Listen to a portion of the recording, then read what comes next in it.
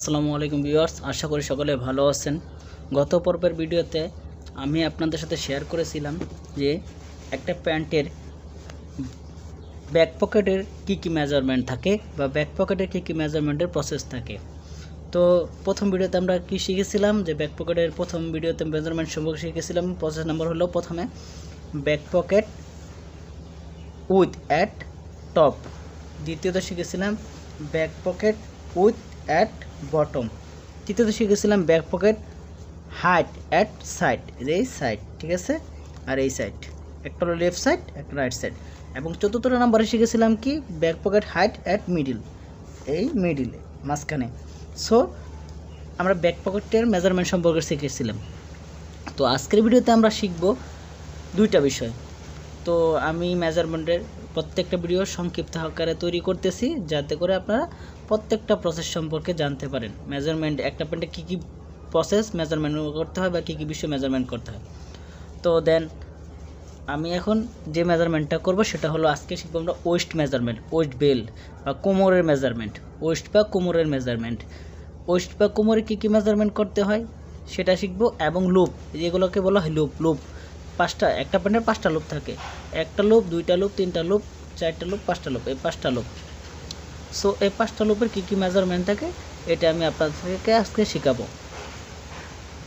তো first of all আপনার যে মেজারমেন্টটা করতে হয়, ফার্স্ট অফ অল আপনার ওয়েট যদি মেজারমেন্ট করতে হয় সেক্ষেত্রে কী করতে হবে আপনাকে, প্রথমে আপনাকে ওয়েস্টের উইথ মেজারমেন্ট করতে হবে। উইথ মানে প্রস্থ, এখান থেকে শুরু করে এই পর্যন্ত, এখান থেকে শুরু করে এই পর্যন্ত আপনার উইথ মেজারমেন্ট করতে হবে।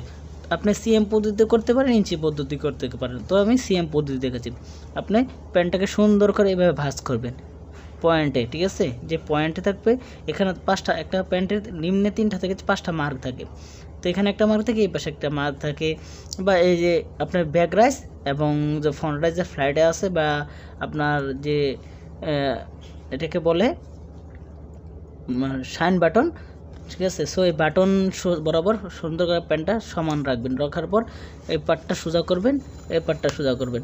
সোজা করার পর কি করবেন আপনি, এখানে ট্যাপ ধরবেন, ধরার পর এই পর্যন্ত ট্যাপ কতটুকু আসলো আপনার 35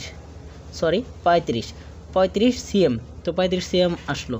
এখন আপনার মেজারমেন্ট শিটে কত দেওয়া আছে, ধরেন 36 দেওয়া থাকতে পারে, আপনার বায়ার যা যায় 37ও থাকতে পারে অথবা 34 থাকতে পারে। যদি ধরেন আপনার 34 থাকে তাহলে 35 1 সিএম প্লাস। তো আপনি মেজারমেন্ট শিটে 1 সিএম প্লাস লিখে দিবেন। যদি এর কম বেশি থাকে লিখে দিবেন। তো যদি আপনার মেজারমেন্টে চায়, মেজারমেন্ট শিটে থাকে 36, এখানে হচ্ছে 35, সেক্ষেত্রে আপনি 1 সিএম মাইনাস লিখে দেবেন। এরকম যতটুকু মাইনাস হবে ততটুকু মাইনাস বা প্লাস লিখে দেবেন। সো এটা হলো প্রথমে ওয়েস্ট বেল্ট উইথ, অ্যান্ড সেকেন্ডে আছে আপনার ওয়েস্ট বেল্ট হাইট। এই মাথা থেকে ধরবেন এবং এই মাথায় শেষ করবেন, এই লব পর্যন্ত কতটুকু আছে আপনার, আমার এই ওয়েস্ট বেল্ট হাইটটা আছে 3 সিএম 6 মিলি, 3 সিএম 6 মিলি ধরেন কথার কথা। তো 2 মিলি একটা ওয়েস্ট বেল্ট হাইট কত আসছে আপনার মেজারমেন্ট দেখে সেখানে প্লাস মাইনাস লিখে দেবেন।